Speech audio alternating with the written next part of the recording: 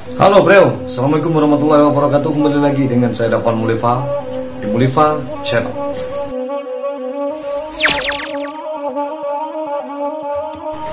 Oke, kali ini kita akan bercerita kembali seperti biasanya. Jadi cerita ini memang sedikit sekali mungkin yang mengetahui, khususnya orang Minangkabau. Ada seorang sunan yang menyebarkan agama Islam di daerah Jawa, ternyata adalah orang Minang. Dia adalah Sunan Jejeruk, atau yang biasa kita sebut dengan Kiai Jejeruk. Jadi orang setempat menyebutnya dengan nama aslinya, yaitu Sultan Mahmud Al-Minangkabawi. Bagaimana kisah perjalanannya? Kenapa dia sampai dari Minangkabau ke Pulau Jawa, sedangkan dia adalah seorang raja? Ya, ketika itu beliau adalah seorang sultan yang berangkat dari Minangkabau menuju tanah Jawa dan menjadi sunan di daerah Jawa ini. Jadi begini ceritanya. Nama asli dari Sunan Jejeruk ini adalah Raden Abdurrahman, atau biasa orang setempat menyebutnya dengan Sultan Mahmud Al-Minangkabawi. Nah, beliau adalah seorang raja dari kerajaan Minangkabau. Nah, di masyarakat Lasem, Kabupaten Rembang, terdapat cerita lisan atau cerita tutur tentang Sunan Jejeruk atau Sultan Jejeruk ini.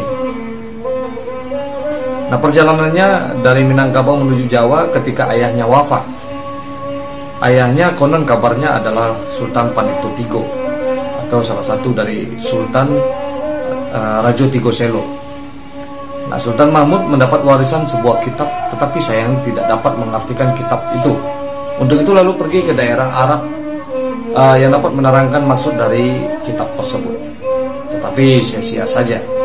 Nah, kebetulan ada seorang pengair atau penangkap ikan yang mengetahui bahwa di tanah Jawa ada seorang ulama yang sangat alim. Nah, tentang hal tersebut disampaikan kepada Patih.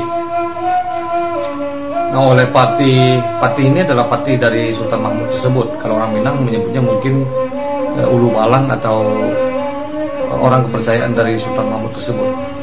Nah, Sultan sangat bergembira memutuskan untuk pergi ke tanah Jawa untuk menemui kiai yang dimaksudkan dengan perbekalan yang cukup.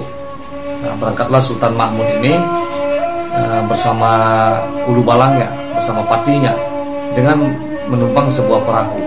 Sayang, di tengah perjalanan datanglah angin kencang yang mengakibatkan kapal tersebut karam. Dalam bahasa Jawa, karam kemambang, dan di daerah tersebut dinamakan daerah Rembang. Semua perbekalan dan kitab beliau hilang ke dasar laut. Nah, Sultan Mahmud sangat kecewa dengan kejadian ini. Tentunya sangat sedih sekali karena kitabnya telah hilang. Dengan hati yang susah, sedih, gundah gulana, ia memutuskan untuk kembali ke kerajaan Pagaruyung. Namun Patih atau orang kepercayaan ini tidak menyetujuinya. Akhirnya perjalanan ini diteruskan hingga dapat menemui sang kiai tersebut. Nah, siapakah kiai tersebut? Kiai tersebut adalah Sunan Bonang. Nah, di hadapan Sunan Bonang, Sultan Mahmud mengenalkan diri, maksud dan kedatangannya serta musibah yang menimpanya saat berlayar menuju Pulau Jawa. Tiba-tiba Sunan Bonang mengeluarkan sesuatu dari sakunya dan menanyakan apakah ini kitab yang kamu maksud. Setelah diteliti oleh Sultan Mahmud, ternyata benar, itulah kitab sang sultan. Ketika itu juga Sultan Mahmud melepas bajunya dan pangkat kesultannya, lalu sungkem di hadapan Sunan Bonang. Tapi hal itu dapat dicegah oleh Sunan Bonang ini menurut cerita dari orang-orang setempat. Nah, Sunan Bonang mulai membaca dan menerangkan semua isi yang terkandung dalam kitab tadi. Isi kitab itu dipahami oleh sang raja atau sang sultan. Setelah dipahami, Sultan lalu memerintahkan kepada sang Patih untuk kembali ke Minangkabau dengan sebuah pesan.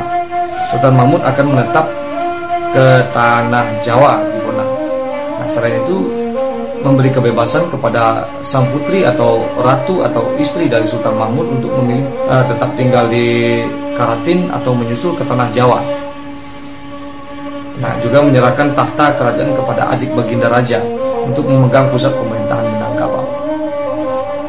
Nah, karena kesetiaan istri Sultan ini kepada suaminya, maka menyusul ke tanah Jawa walau harus melepaskan tahta kerajaan. Akhirnya beliau yaitu Sultan Mahmud dan istrinya menjadi murid Sunan Bonang yang wafat di bumi Bonang dan dikenal dengan nama Sunan Jejeruk. Nah, dan beliau Intan mengajarkan ilmu-ilmu agama, dan sampai sekarang banyak sekali murid-muridnya, murid-murid keturunannya berhaul ke sana dan selalu berziarah ke tempat Sunan Jejeruk itu. Nah, inilah kisah singkat tentang Sunan Jejeruk, atau orang Minang menyebutnya dengan Sultan Mahmud. Sultan Mahmud Al-Minangkabawi, yang biasa disebut juga oleh orang dari Rembang.